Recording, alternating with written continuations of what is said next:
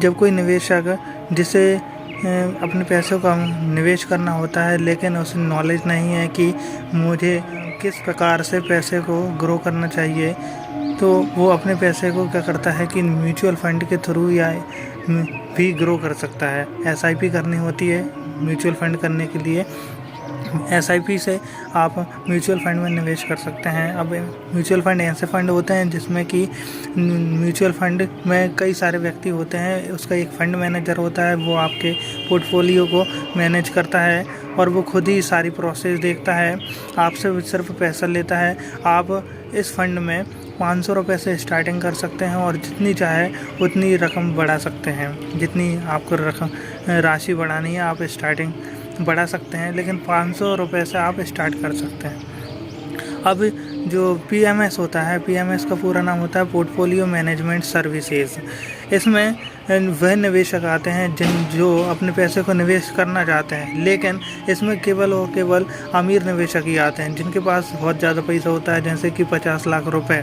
इसकी न्यूनतम राशि है कि यदि आपके पास 50 लाख रुपए हैं तभी आप पीएमएस में निवेश कर सकते हैं, अर्थात इसके अलावा यदि नहीं है तो आप नहीं कर सकते हैं इसमें निवेश।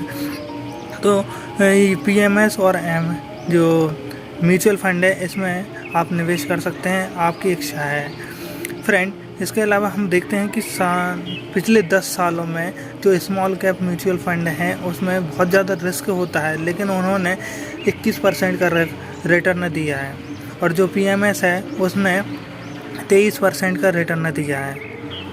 ऐसे कई सारे म्यूचुअल फंड और पीएमएस हैं जिसमें आप निवेश कर सकते हैं, आप अपने अकॉर्डिंग देख सकते हैं फ्रेंड। पीएमएस में होता क्या है, पीएमएस में होता यह है कि जो फंड मैनेजर होता है वो आपसे पूछता है कि आप किस प्रकार से अपने पोर्टफोलियो को बनाना चाहते हैं। मान लीजिए आपको फंड मैनेजर की हेल्प लेनी है अपने पैसे को ग्रो करने में के लिए, लेकिन आपको नहीं पता है कि आपको कैसे करना चाहिए, तो वो आपकी हेल्प करता है।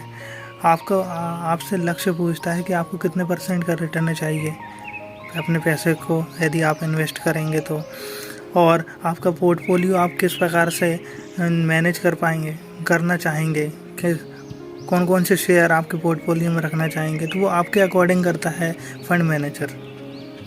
तो ये डिफरेंस होता है कि पोर्टफोलियो में आपको ये सुविधा मिल जाती है, आपसे लक्ष्य पूछा जाता है, आपके पैसे आपके पास यदि 50 लाख रुपए हैं तो आप उसमें निवेश कर सकते हैं, अदरवाइज़ नहीं कर सकते हैं। तो ये सुविधा है।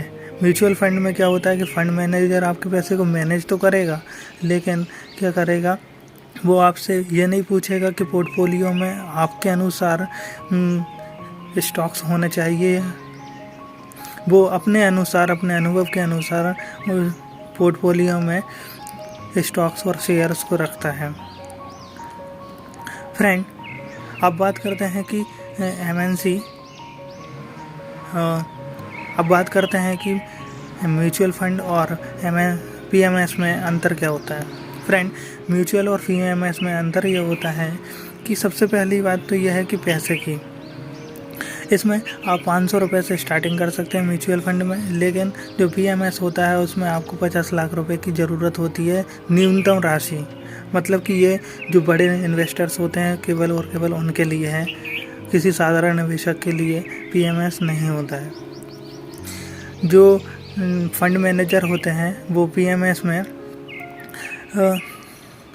ऐसा डिसाइडेड नहीं रहता है कि वो सेबी के अकॉर्डिंग पैसे लेंगे, चार्ज करेंगे, लेकिन म्यूचुअल फंड में क्या होता है कि जो फंड मैनेजर होता है उसका जो शुल्क होता है वो सेबी डिसाइड करता है, लेकिन पीएमएस में ऐसा नहीं होता है फ्रेंड। तीसरा अंतर यह है कि जो म्यूचुअल फंड है वो आपके पैसे को ऐसी कंपनी में लगाता है जिससे कि वो किसी भी कंपनी में जो भी हाई रिटर्न दे रही हो उसमें लगाने की कोशिश करता है अपने अनुभव के आधार पर। लेकिन पीएमएस में जो इन्वेस्टर्स के पैसे उन कंपनियों में, उन सिक्योरिटी में लगाए जाते हैं, उन शेयरों में लगाए जाते हैं जहां पर जो साधारण निवेशक उन कंपनियों में पैसे लगाते ही नहीं हैं। फंड मैनेजर क्या करता है, आपके पैसे को ऐसी कंपनियों में लगाएगा जहां पर कोई साधारण निवेशक उन कंपनियों में लगा नहीं सकता है। सिक्योरिटी और शेयर्स में।